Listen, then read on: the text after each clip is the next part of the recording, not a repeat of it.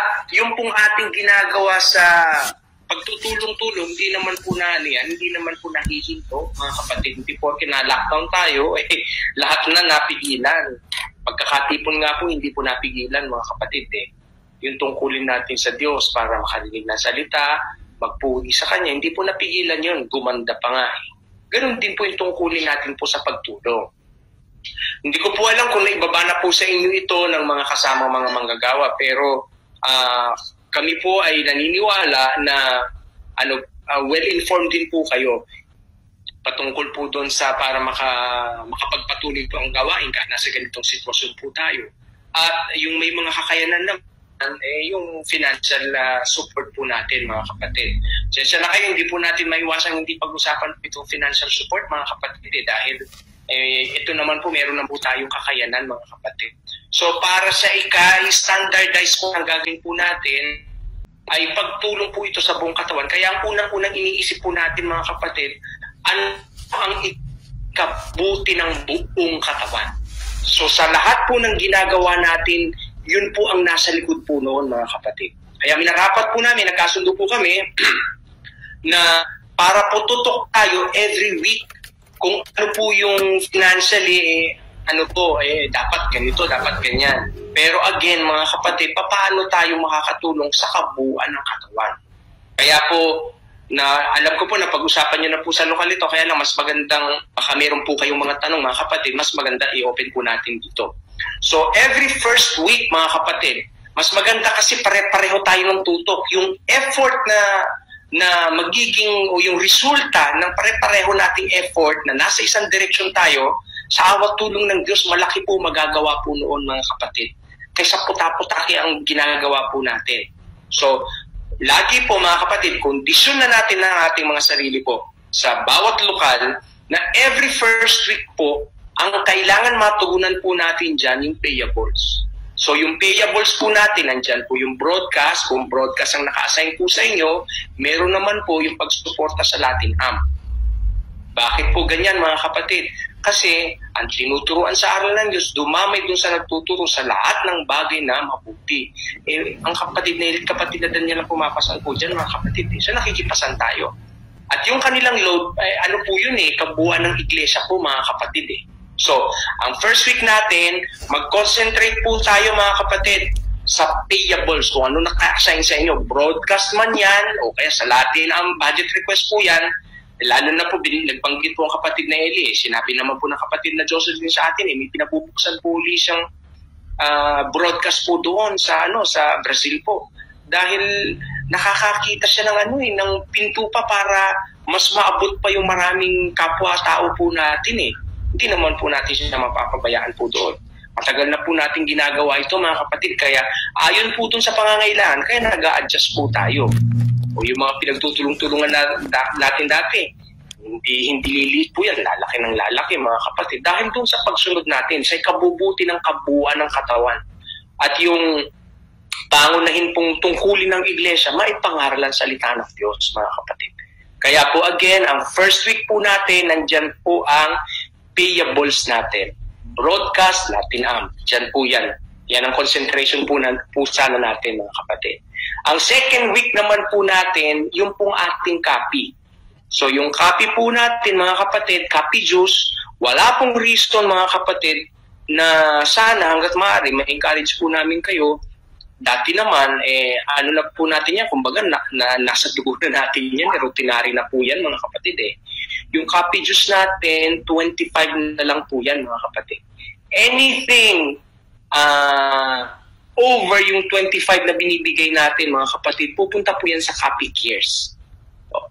So sa second week po, mga kapatid, yung ating copy juice at saka yung copy cares. So sa atin po, mga kapatid, ay sabi nga ng kapatid na Eli, walang sana ang hinihiling niya ay sana po lahat maging kapyan. Lagi na po nila, matagal na pong panawagan yan, mga kapatid.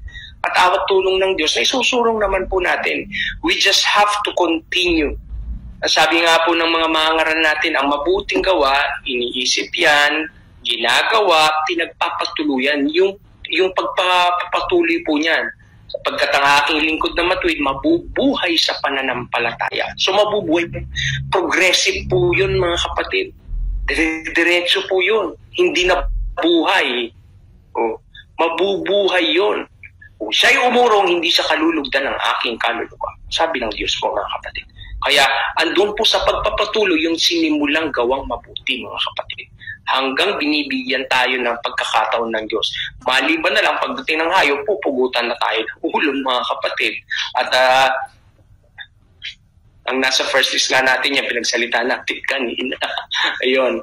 Pero kung ano man ang kapalaran natin mga kapatid, ano tayo, so be it. Ganun naman ang Kristiyano. So, second week natin, copy at saka yung copy cares natin. Kasi, dyan naman po, yung second week po na yan, dyan naman natin kukunin yung pondo para ipapadala doon sa lugar ng kapatid na Eli. Ang isang advantage po niyan, at least alam niya na every second week of the month, alam niyang may aasahan siyang tulong galing dito po sa atin. Kasi maraming bayarin din yun. So, alam niya na sa ganitong linggo may darating na tulong, ganito, ganyan. O, nakakakondisyon po mga kapatid. Malaking tulong kasi, malaking alwan po yun sa ating mga ngaral mga kapatid eh. Kahit na hindi naman ganun kalaki kumpara doon sa bayarin po nila. Pero kahit pa paano makakakurot kung sama-sama po natin pagtutulungan yan sa awat tulong ng Diyos. Ang third week naman po natin, kung may deficit kayo ng first week, yung sa payables, o kaya sa second week, yung sa copy at saka copy juice at saka copy cares, may third week para habulin yun. Pero mas maganda mga kapatid, matapos na. Bakit? Kasi dyan naman po papasok yung ating emergency na tulungan. Bakit po mga kapatid? Bago nga lockdown eh. Doon sa third week po, mga kapatid, hahabulin yung deficit ng first and second week. Pero mas maganda kung matatapos natin kaagad yan. Bakit? Kasi doon sa emergency tulungan po naman natin mga kapatid. Alam naman po natin yung pangangailangan doon sa lugar ng kapatid ni Eli. Nung bago nga po mag-lockdown, nagdadalawa hanggang 3 emergency tayo mga kapatid. Nakakondisyon na tayo dyan. Nagagawa natin dati yan. Babalikan lang natin po yun mga kapatid. Kasi nitong pong huli, nag-uusap po kami, nung nagpanawagan ng emergency, abay, 15,000 lang po ang pumasok. Sa fourth week naman po, kung may mga deficit pa kayo ng first, second, and third week, may fourth week po. Pero maganda, wala na tayong deficit. Bakit? Diyan po naman kukunin ang mga local expenses kasi may mga gastusin po lokal. Although marami po sa atin, majority, ang isa pong kinakaharap po natin, yung mga kautangan natin, mga rollovers po natin, mga So, kung may kakamada po natin yan, magiging maayos po yung natin, yung workflow po natin. Pagka wala rin kayong deficit po dyan, mga kapatid, natugunan na rin yung mga local expenses, lalo na kung wala naman kayong lokal na mini-maintain na. Wala na tayong utang doon sa mga kapatid sa lokal po ninyo. Buwelo na yan para naman doon sa first week. O, iikot po ulit yan. Ang first week ulit sa payables natin. Ganun po mga kapatid. Sa ngayon, parang hirap pa dahil lumaylay tayo mga kapatid eh. Pero ini-implement na po natin ito ngayon, makukondisyon po ulit tayo, kumbaga yung pacing natin dati, mararating po ulit natin yon. Ngayon, ang nasa likod po niyan mga kapatid, ginagawa po natin ito under sa unification na isinusulong ng kapatid na Daniel, na yan naman po lagi ang pinagmimitingan po ng Council of Ministers. Dahil inuuna po natin yung ikabubuti ng buong katawan. Kaya, yung first, second, and third, mga kapatid, para sa buong katawan yan eh. Broadcast payables, yung pag-maintain ng mga lokal. Tapos doon sa lugar ng kapatid na Eli, meron pang mga undisclosed mga kapatid, di naman sinasabi lahat ng kapatid. Pero tayo naiintindihan natin, hindi na kailangan letrahan sa atin. At saka pumapasok po doon yung ating pangangailangan. So, napapakita natin talaga, napaprioritize po natin ang pangangailangan ng buong katawan. Dahil huli nga yung sa atin, mga kapatid. Marami tayong karanasan dyan sa public shaming na yan. Hindi lang sa public shaming, yung systemic shaming. systemic shaming. Kasi alam mo yung lagi nilang sinasabi na hindi, wag mo dapat i-ano yung tao, wag mo dapat tignan yung pagkukulang ng isang tao. Eh hindi lang siya pagkukulang ng isang tao. Halos lahat ng mga members na nangangasiwa, tsaka mga ibang members na panatiko, ganyan sila mag-isip, tas ganyan sila magsalita to the point na yung mga taong merong mga questions, yung mga taong may mga doubts, hindi na sila nagsasalita ulit dahil natatakot sila na ma-shame sila, hindi dahil sa naniniwala sila na tama yung ginagawa nila. Ang nahubog sa akin is magpakatibay eh. Magpakatibay hindi dun sa false leader nila. Magmula nung namatay yung isa ring leader, yung only way para maligtas ako, hindi sila. Kasi ano eh, kapag hindi ka sumunod sa kanila, tatakutin ka, papahiyain ka in every Public. possible way na oo, every possible way, public toxic shaming na para kang pinagsakloban ng langit at lupa. And dun sa situation na yon, nung nangyari sa akin mismo yan, nagpakibay na lang ako sa creator at sa tagapagligtas dahil sila lang yung pag-asa ko eh. Sila lang yung makakapagpaalis nung nararamdaman ko. So, mas lalo akong naging malakas So na kumbaga Brad, parang ang naintindihan ko sa sinabi mo is parang lumayo yung loob mo dun sa mga pangangasiwa, tama ba? para makaiwas na rin ako dun sa shaming. Kasi kung meron mang magha-handle ng buhay ko outside of that shaming, the negative experiences, walang ibang gagawa nun kundi ako lang. Hindi si Daniel, hindi si Josel o kung sino man sa kanila. It's myself na magpaatibay, tanggalin ko yung negative nuances na gagaling dun sa shaming na ginawa nila sa akin in the past. Sabi ni si Cariote, dalawa-dalawa na nga ang cellphone mo tapos balak mo pang bumili ng bagong iPhone.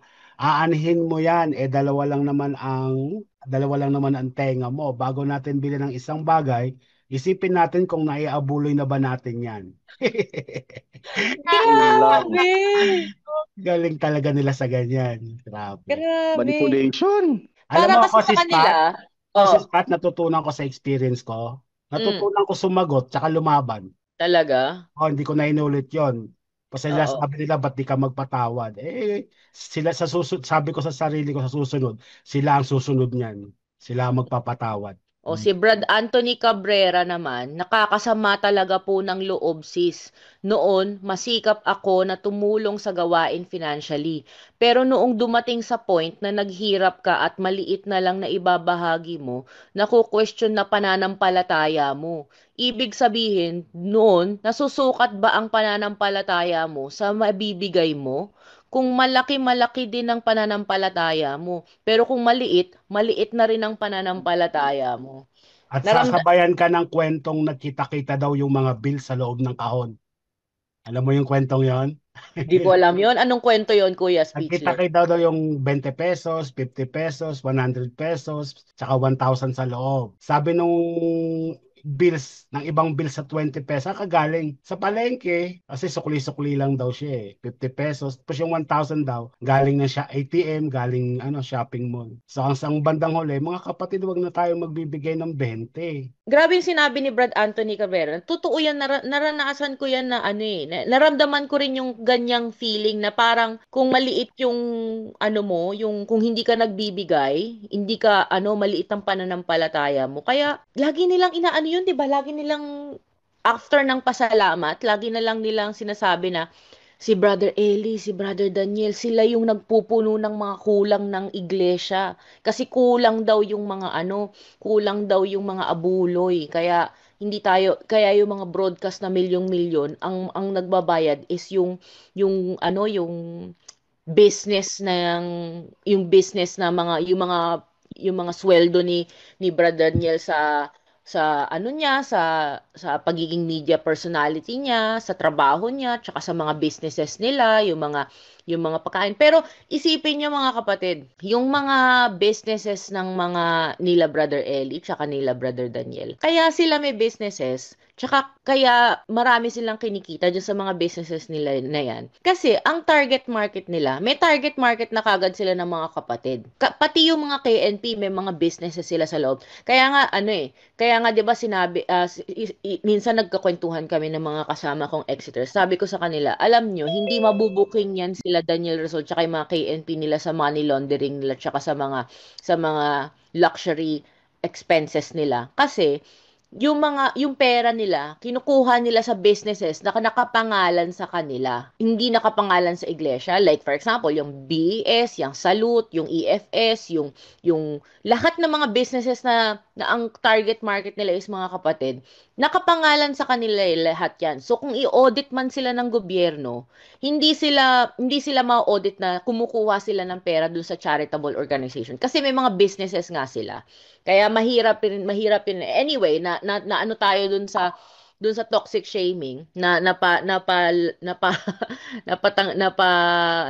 napalayo tayo ng konti sa toxic shaming. Pero yun nga, yung nagiging epekto ng toxic shaming sa atin is parang ano siya ako personally is nadadoubt ko na yung instincts ko. Yung minsan parang, 'di ba, minsan kapag meron silang sinasabi na project, meron silang sinasabi na ganito, may doubts ka eh. May doubts ka na, bakit ganito? Bakit hindi pa nagagawa yung ospital na ito? Bakit inuuna nila? Alam mo yung mga doubts na gano'n, bakit ang binibigyan nila ng pera is yung PNP instead na yung ospital lang, yung mga ganong doubt. Dahil sa toxic shaming, dahil sa naranasan mo or naranasan ng ibang tao na toxic shaming or public shaming na naranasan nila, yung doubts mo, ayaw mo nang pakinggan. Tsaka yung instincts mo, ayaw mo nang pakinggan kasi because of the fear na ikaw naman, because of the fear of shame. Yun ang mainly na nangyayari sa akin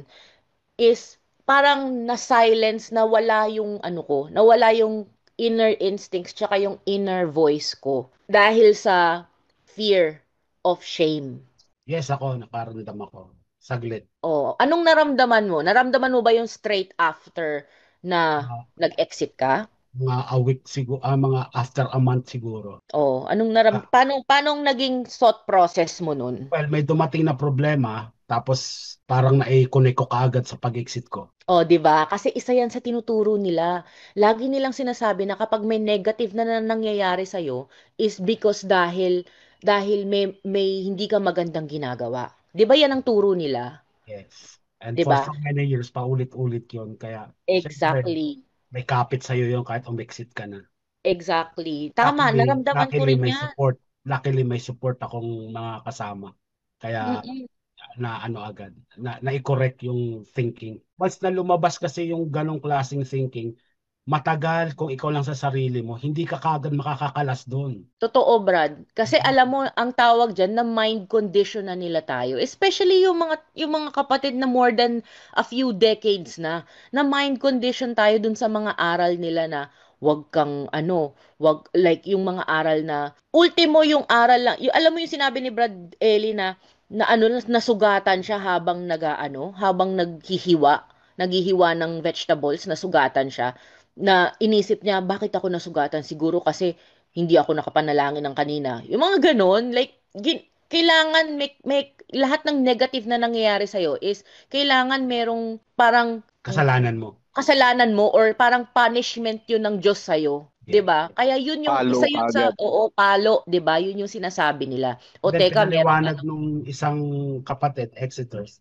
Actually, Brad, sabi niya, kahit naman yumaman ka sasabihin nila, sinamahan ka ng demonyo.